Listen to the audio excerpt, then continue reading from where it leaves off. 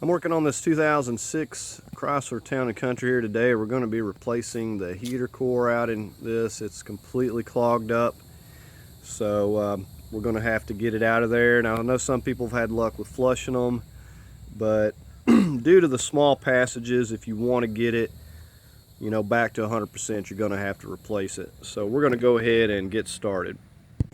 Okay, we're going to be taking some things loose. So the first thing that we want to do to prevent our battery from running dead or anything, we're going to take this negative cable and loosen it up here. So we're going to be working inside with the doors open and messing with some stuff, and we want to make sure we're not draining our battery. So we're going to go ahead and just take that completely loose and leave like that. Okay, so we come over here to the driver's side. You want to get you a towel or a couple towels and lay down in here because we're going to be taking the coolant lines loose and stuff. So we're going to be needing something in here to soak up this coolant so it's not going out into the carpet. Okay, so the very first thing that we're going to focus on is this brake here. Now, it's going to be getting in our way, so we need to push it down. You won't be able to push it down by hand. It's going to have way too much pressure on it. If you come in here and look on this side, you'll see a clip right there. Now, we got to take like a pick tool and we need to basically pull up a little bit on that tab there, and we're just going to slide it this way, like towards us. So you can see the tab right there in the middle. You got to take a little pick tool and pull up on that. Let me see if I can show you. Okay, so you can see where my pick tool is. That is what's keeping that from sliding off. So if I pull up on that and slide this at the same time, that's going to slide right off and towards me. But I have to pull up on that right there. So I'm going to go ahead and do that and slide it off. Okay, so I have it partially off just to show you. See how I've got the tab lifted up right there, and it's up over this nub. So now it will slide completely off. Okay, now this will push off of the brake pedal, so we can push it down out of the way. So here's the clip. You can see you pull up with a pick tool on this. That slips over the little humped bolt, nub, or whatever, and allows you to push it off.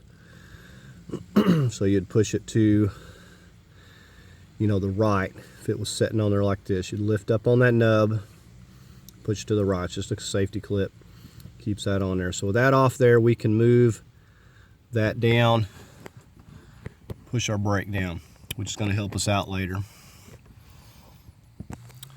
Okay, so the next thing we got to get out of the way is this steering shaft that's coming down here. And there's really nothing to it, but there is a little clip right here that you have to get off. Pull that off. Just pops right out of the end of that bolt. And then we're going to take a 13 millimeter and we're going to loosen that nut right there. Now that nut will not come off. It stays on there, but the bolt that's on this side right here will slide out. As we loosen that off, we will be able to slide this bolt completely out. The bolt on this side right here. And then this shaft will just drop down. So I'm going to go ahead and take a little 13 millimeter ratchet wrench, and we're going to go ahead and start loosening that nut off.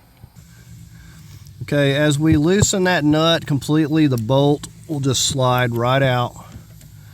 So I can reach up here, and then that will drop down. This is a special little bolt, goes in there and it locks all it together, and then the nut just tightens on there, and then the little safety pin, which is this piece, goes in the end of that bolt and holds it on there.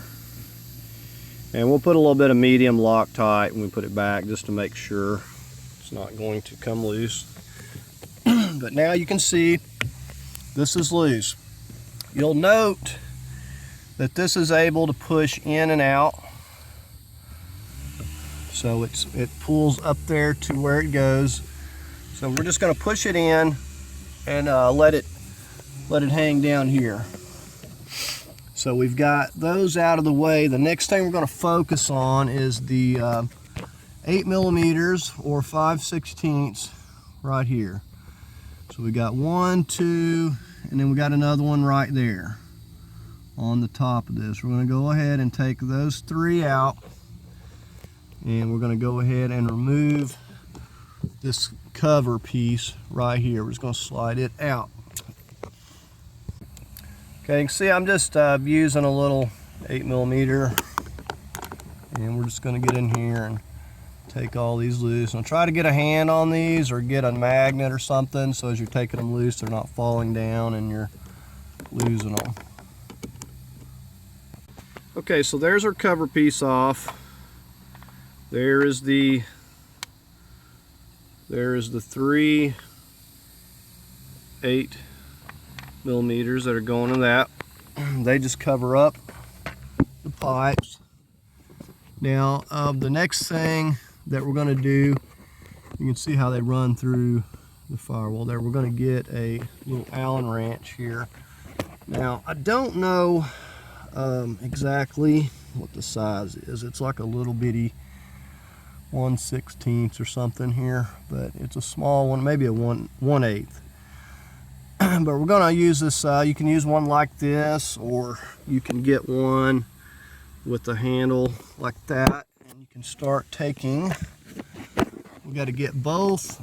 We got bands that run around this, and those bands are essentially clamping this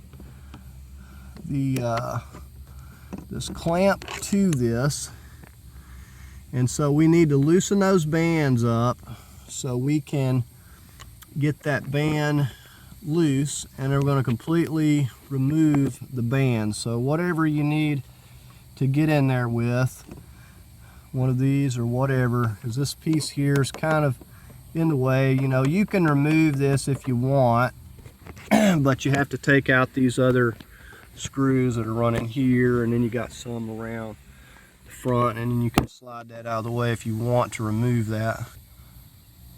Okay, so there's the first lower band that I'm loosening up.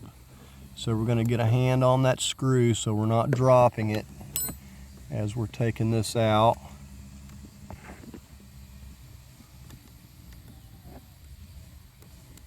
And there's that little Allen screw. And then this you'll be able to push this and separate it like that. And you can completely remove that just by separating that. Okay, so now we're just going to get up there and take that top band loose. There's really no need, it comes with replacements, but there's really no need to even take that completely off. You just slide it back out of the way. Now this also has some little boots, little protective insulators that go in there, but that one's falling off. Okay, this is where you want to get your towels handy, because this is where the coolant's going to come out. You can get a little pry bar. You can wiggle these things, whatever you need to do. They're going to be kind of stuck in there, I can tell you that. But you got to pull and wiggle these out of here, and then you're going to have some coolant and stuff coming out. So we're going to have to get a pry bar, get something, kind of work this out. Okay, like I said, you're going to need something to get back here and pop this out. It probably is not going to come out easily. I'm using this leverage from this. And okay, so there is the bottom one. Now, like I said, you're going to have some water pouring out of here. Now I've kind of like drained this down a little bit, but you're going to have some water pouring out of yours So we're got to go ahead and work on this upper one. It's really stuck on there. Now I've also got some spreader type pliers. Sometimes I can get them into places like that and give it a push off, but you can see how you got to kind of really work these things off of here. So you need to get something to pry it off, or get a screwdriver and work it out of there, but it's not going to come easily. So there's that one, and it looks like my O-ring flew off there. So there's the O-ring that was in there. So anyways, we got both of those. Just don't want to get them mixed up. Now we're just going to kind of push these out of the way a little bit. Now we've also got a support band right there and one right there. So we're going to go ahead to 8 millimeters, take that out, and then we'll be able to go ahead and pull this heater core out of here. Okay, to make things a little easier, what I've done is loosen that top one for this support, this brace, and we're just going to leave it loose, and I'm going to pull it out so I don't have to take that completely out. So we're going to start pulling this out. So we'll have to get our lines out of the way a little bit, but we're going to work this out of here. You see we got our steering column and our brake out of the way. Now keep in mind yours, because yours probably hadn't been drained, you're going to have some coolant pouring down out of here.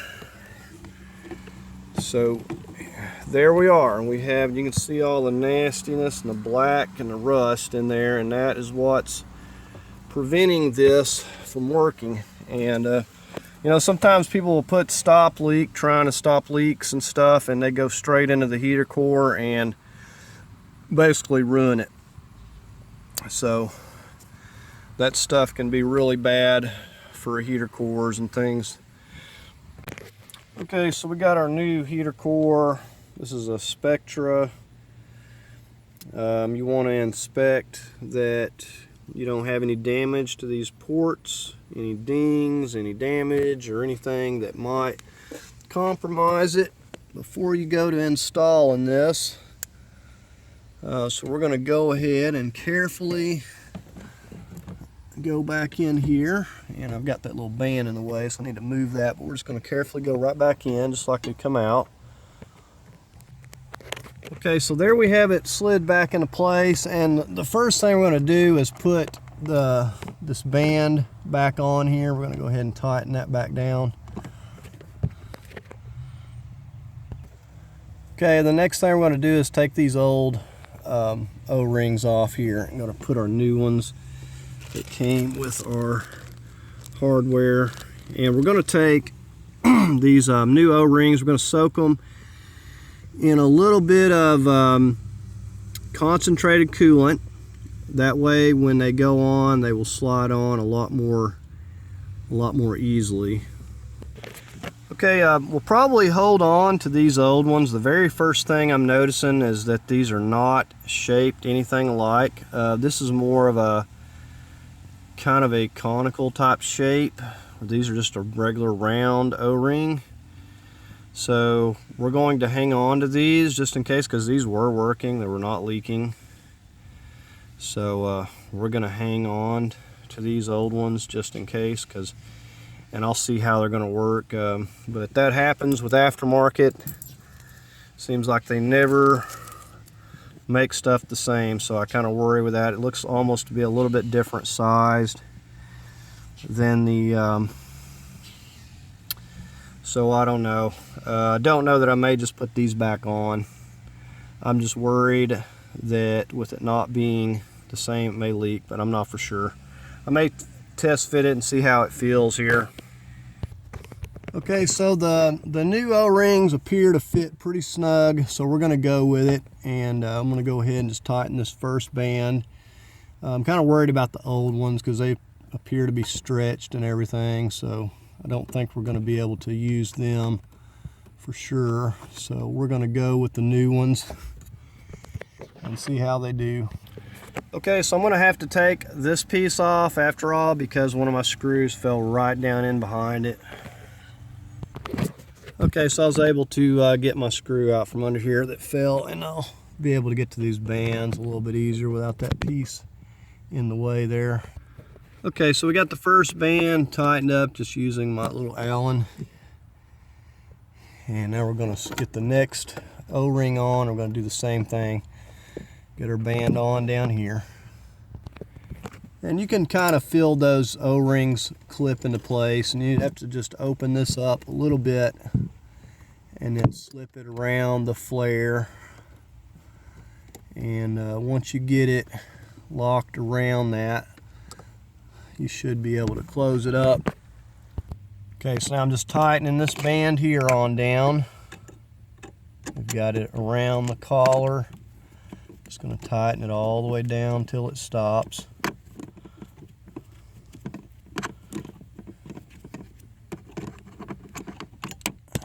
And there we go. Okay, now one thing about this piece is we won't want to put it back into place until we've verified that we don't have any leaks. So we're going to just set that aside for now and just leave it like this. And we're going to go ahead at this point. I think we'll get our little shaft back into place, and then we'll work our little clip back onto our brake over here because we're all done with that. So we're just going to slip that shaft back up into there and slip our bolt back in there, which holds on that flat, and then we'll tighten that 13 millimeter. Okay, so we got that 13 really tight. We're going to go ahead and slip this little pin back in the end of that bolt right there. And then there's our pin back into place. Okay, now we just got to slip this back on to the pedal, just like that. And then we get our little clip, and at this point, just slide that back on. It's going to slide back onto there. May need my other hand here. Okay, so there's that clip slid back on. So that's good to go. Okay, so I've put a little coolant back in. I've tested this for leaks and everything looks good. So we're going to go ahead at this point and put our little cover back on here with our 3 little 8 millimeters. And we'll go ahead and just get the screws back into that. Okay, and we'll go ahead and slip this little console piece back into place that I had to remove. You can see the screws that go, you got like one here, got a couple up here, got one down here, one to the side, and then there's like one over here. So there's not much to it. Just a few of those little Phillips screws. So we're going to go ahead and get the screws back into this piece here now. Okay, and I'd skip the step of reconnecting the battery, but also you'll want to fill up your coolant here as needed. Just want to make sure that it's completely cool before you go to removing this cap. And you can also refill it over here in this bottle. So I don't expect that you'll lose a whole lot under there, but whatever you lose, just kind of work the air out and just refill as needed. But it's really probably not going to be more than a couple cups of coolant. Okay, so that's going to do it on this video, replacing this heater core. Very easy job in this van. Hope you found it helpful. If you did, give it a thumbs up. And as always, I invite you to subscribe, and thank you for watching.